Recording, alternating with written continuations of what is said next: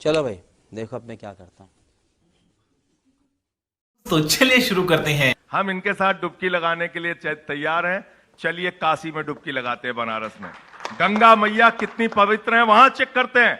चलिए मथुरा में यमुना चेक करते हैं। चलिए हमारे साथ लखनऊ आदि गंगा मां गोमती को चेक करते हैं, वहां कितना प्रदूषण आप लोगों ने फैला रखा है। चलिए प्रयागराज में गंगा की सफाई का चेक करते हैं कि वहां कितना गंगा आपने साफ किया है। चलिए कानपुर में जहां पे आपने पैसे भी खर्च किए और वो पैसा कैसे डूब गया और कैसे वहां भी अभी भी नाले गंगा नदी में जा रहे हैं। चलिए देखते हैं।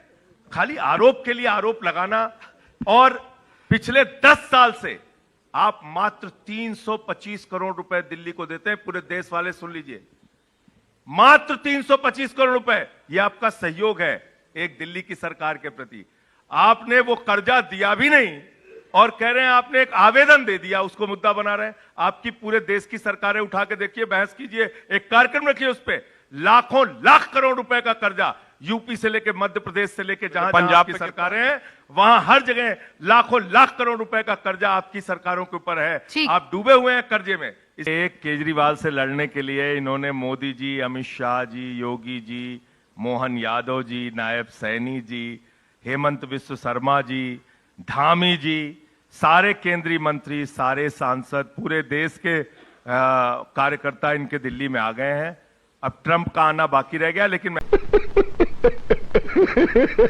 आपसे कहना चाहता हूं, चाहे जितनी कोशिश कर लीजिए, दिल्ली के अंदर 60 से ऊपर सीटें आम आदमी पार्टी की आएंगी, इस बार भी आएंगी।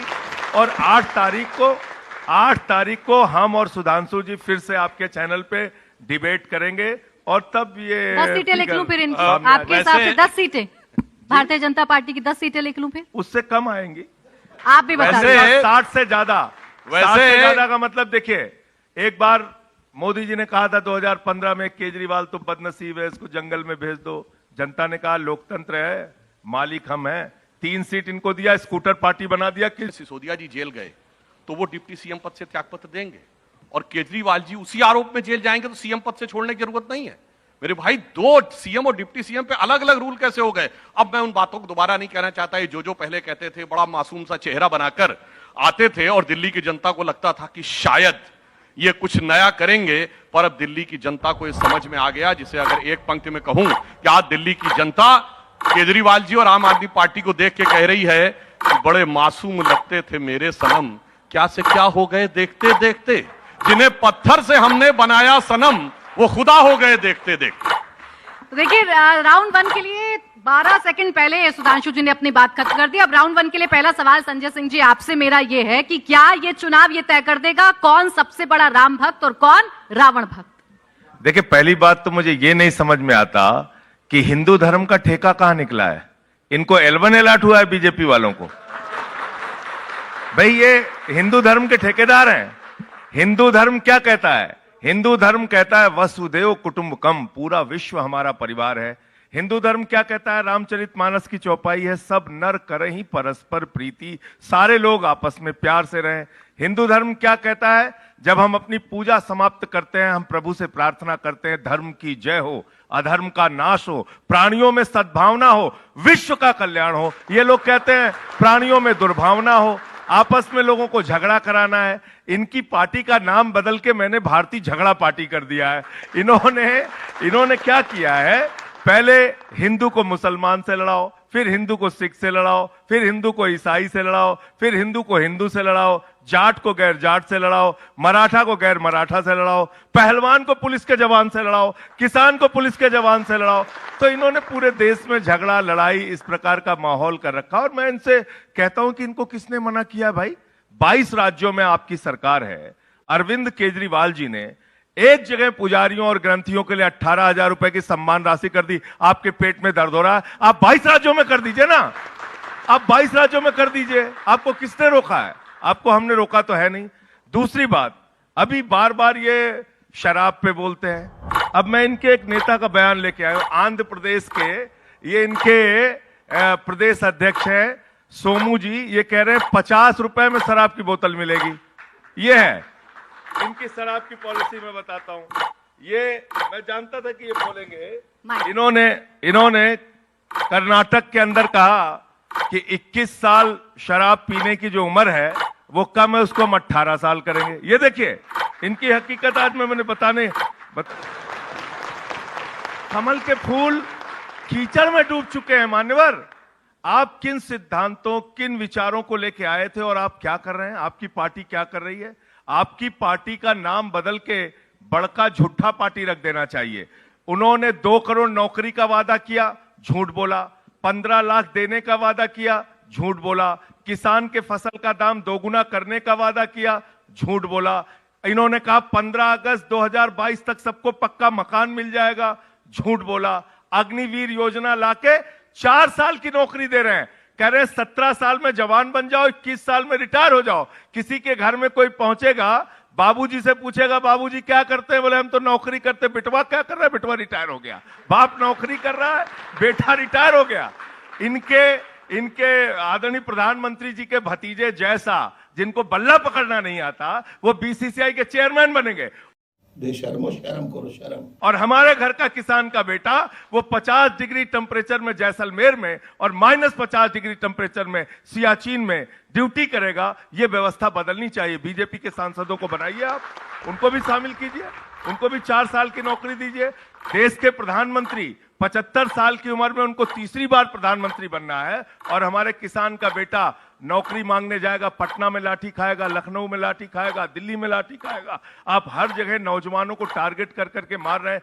एक वादा इनकी पार्टी का बता दीजिए जो इन्होंने पूरा किया हो। हाँ, एक ही काम किया, दिन रात अपने दोस्त अडानी को मजबूत करने का काम किया। सदन में भारतीय जनता पार्टी के राष्ट्रीय अध्यक्ष जेपी नड्डा जी ने यूपी, बिहार, पूर्वांचल के लोगों को रोहंग्या कहा, घुसपैठिया कहा, बांग्लादेशी कहा और दिल्ली में रहने वाले 30-30, 40-40 साल के जो बिहार, यूपी के लोग हैं, पूर्वांचल के लोग हैं, इनकी जमानत जब्त करके इस बार इनको सबक सिखाने का काम करेंगे। पहली बात। दूसरी बात मैं ये पूछना चाहता हूं, क्या यहां पे बाइडेन का राज चल रहा है 10 साल से? ओबामा देश के प्रधानमंत्री हैं, ट्रंप देश के प्रधानमंत्री हैं। भारत के प्रधानमंत्री कौन है? आदरणीय नरेंद्र मोदी जी। गृह मंत्री कौन है? अमित शाह जी। सीमा की सुरक्षा की जिम्मेदारी किसकी है? अमित शाह जी की। अगर 10 साल से 2.5 करोड़ में 2.5 घुसपैठिया आपने भगाया तो नाम बताइए, आप नाम बताइए।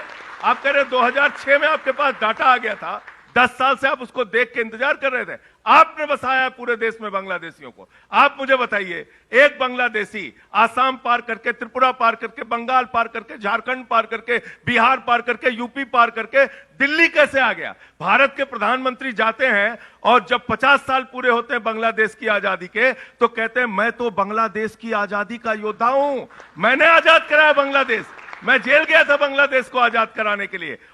ये सिखा रहे हैं कि किसका विदेशी का विरोध करना है, किसका स्वदेशी का समर्थन करना है। आपसे सीखना है। जिन्ना की कब्र पे मत्था टेकने वाले लोग हमें सिखाएंगे देशभक्ति, हमको सिखाएंगे। जो लोग बिना बुलाए नवाज शरीफ के बर्थडे का केक काटने चले जाते हैं, हिंदुस्तान में आतंकवादी घटनाओं को जन्म देने वाली आईएसआई को बुला के पठानकोट में हमारे शहीदों की जांच कराने वाले भारत के प्रधानमंत्री और उनकी पार्टी से हमें कोई देशभक्ति का प्रमाण पत्र नहीं चाहिए। आप देशभक्ति का प्रमाण पत्र देते हैं।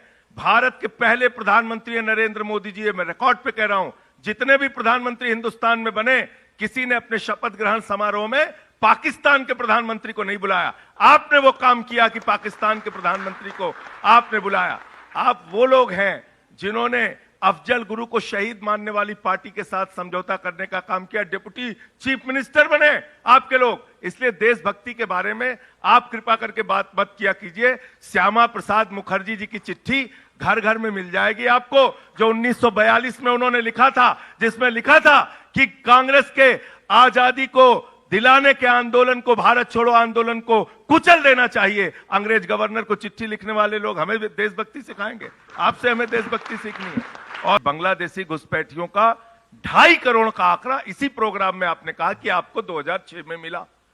तो भैया आप मुझे बताइए, 10 साल से यहां पे बाइडेन की, ट्रंप की, ओबामा की सरकार है, उसको कौन भगाएगा?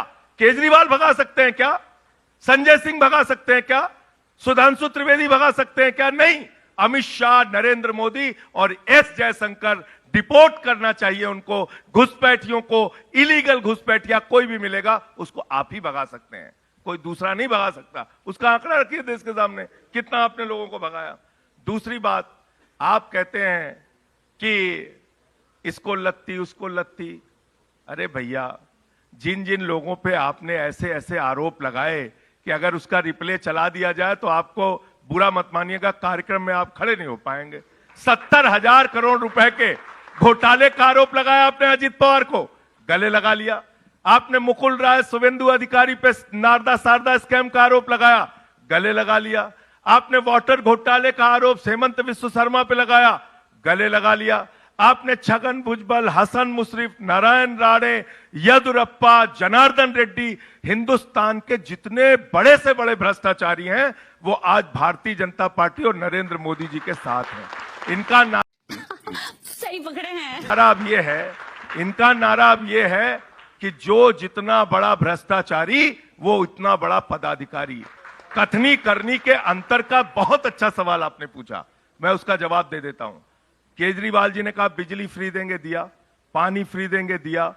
बस की यात्रा फ्री कराएंगे, किया। बुजुर्गों की तीर्थ यात्रा कराएंगे फ्री, वो किया। दिल्ली के अंदर स्कूल फ्री, इलाज फ्री, मोहल्ला क्लिनिक की व्यवस्था, 6,800 किलोमीटर की सीवर पाइपलाइन, 4,000 किलोमीटर की वाटर पाइपलाइन, 10,000 किलोमीटर की नई सड़कें, 250 किलोमीटर मेट्रो, 10,000 अस्पतालों के बेड बनाए, 3 लाख सीसीटीवी कैमरे लगाए, 4 लाख स्ट्रीट लाइट दिल्ली के अंदर लगाई। सारे काम के नाम पे वोट मांगते हैं, एक बात। दूसरी बात, आपने कहा आपके वादे क्या हैं? 15 लाख देने का वादा, काला धन लाने का, धोखा दिया। आपने कहा फसल का दाम 2 गुना कर देंगे, धोखा दिया। आपने हर चीज पे धोखा देने का काम किया, इसलिए आपकी पार्टी का नाम अब मैं फिर दोहरा रहा हूं, बड़का झूठा पार्टी हो गई। अच्छा, 30 साल तक बेचारे ने भिक्षा मांग के अपना जीवन बिताया, ये उनका कथन है। उन्होंने कहा मैंने ट्रेन में चाय बेची, फिर उन्होंने एक दिन कहा मेरा बायोलॉजिकल जन्म नहीं हुआ, मैं तो अवतार हूं। और 8,400 करोड़ रुपए के जहाज में चलते हैं, 12-12 करोड़ की 6 गाड़ियों में चलते हैं, दिन भर में 3 बार कपड़े बदलते हैं। मैं गया था उनका राजमहल देखने के लिए, हमें पकड़वा लिया पुलिस से, बोले हम घुसने नहीं देंगे। हमने कहा भाई दिखा दो 300 करोड़ की कालीन, 200 करोड़ का झूमर, जो वहां पे 67 जोड़ी जूते रखे हुए हैं, दिखाइए। घुसने नहीं दिया, बोले नहीं, देखने नहीं देंगे। मैं तो कहता हूं अगर इतना ही शीश महल देखने का शौक है, खुलवा दीजिए सारे प्रधानमंत्री, मुख्यमंत्री के घर, पूरे देश के अंदर केंद्रीय मंत्रियों के घर, चलेंगे, देखेंगे, उस पर भी चर्चा करते हैं, उस पर भी बातचीत करते हैं। लेकिन कथनी और करनी के अंतर का जहां तक सवाल है, इस देश के नौजवान से पूछिए, इस देश के किसान से पूछिए, माताओं बहनों से पूछिए, ये कैसी सरकार चल रही है। 250 रुपए किलो प्याज बिकी, 300 रुपए किलो दाल बिकी, 1200 रुपए का सिलेंडर बिका, 100 रुपए के पार पेट्रोल बिका, 100 रुपए के पार डीजल बिका आपके राज्य में। और जब लोग जाते हैं शिकायत करने के लिए तो निर्मला सीतारमण जी कहती मैं तो प्याज खाती ही नहीं। ये संवेदनहीनता है आपकी, ये संवेदनहीनता है। ऐसी गजब की सरकार आप चला रहे हैं। कार नहीं खरीदो तो टैक्स देना है, कार अपनी बेचो तो टैक्स देना, रुपया बैंक में रखा उस पर इंटरेस्ट मिला तो टैक्स देना है, रुपया जमा करना है तो टैक्स देना है, निकालना है तो टैक्स देना है, एटीएम से पैसा निकालना है तो टैक्स। अरे भैया, आपने तो यह हालत कर दी है, वाकई वो गब्बर सिंह टैक्स बन गया है कि दिन रात इंसान सुबह से लेकर रात तक आपको टैक्स देता रहता है, बदले में उसके हिस्से में कुछ नहीं आ रहा है। आपने 200 लाख करोड़ के कर्जे में हिंदुस्तान को डुबा दिया। आपने 15 लाख करोड़ रुपए चंद पूंजीपतियों का माफ कर दिया। आपने 3,54,000 करोड़ रुपए 43 कंपनियों का हेयर कट के नाम पे सेटलमेंट के जरिए उनका खत्म कर दिया। आपकी नीतियां क्या है, किसके लिए आप काम कर रहे हैं? आम आदमी पार्टी के बारे में पूछिएगा, हम आपको सीना ठोक के एक एक नीति के बारे में बता सकते हैं। हमने तो ऐसा सरकारी स्कूल बनाया कि देश के प्रधानमंत्री को भी ट्रंप की पत्नी को दिखाना पड़ा दिल्ली का सरकारी स्कूल। क्यों हिला डाला? दिल्ली का सरकारी स्कूल आपने जाकर दिखाया। ये आपके द्वारा दिया गया प्रमाण पत्र है। इसलिए मैं कह रहा हूं, प्रति व्यक्ति आय के मामले में आज दिल्ली आगे है। दिल्ली के अंदर आप महिलाओं से बात कर लीजिए, बुजुर्गों से बात कर लीजिए। हमने घोषणा की है 2100 रुपए की महिला सम्मान राशि एक एक माता बहन के खाते में जाएगी। ये गारंटी है केजरीवाल जी की। हमने संजीवनी स्कीम की बात की है, 60 साल के ऊपर के बुजुर्गों के लिए, जिनको उनके बच्चे भी छोड़ देते हैं, उनके लिए हमने कहा है उनका पूरा इलाज फ्री, 1 लाख का हो चाहे 20 लाख का हो। 2500 रुपए तो बोलने दे तकलीफ हुआ है बेचारे को। बोल बोल। बीजेपी भी दे रही है। आप 2100 ये 2500 का वादा कर रहे हैं मैं महिलाओं जवाब को। दे दूं? वादे मैं आ रही फिर से। वादा तेरा वादा गाना सुना है ना आपने?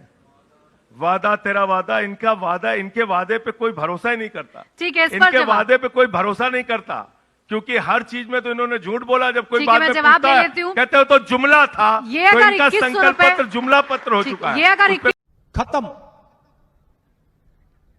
Bye bye, tata, goodbye, गया।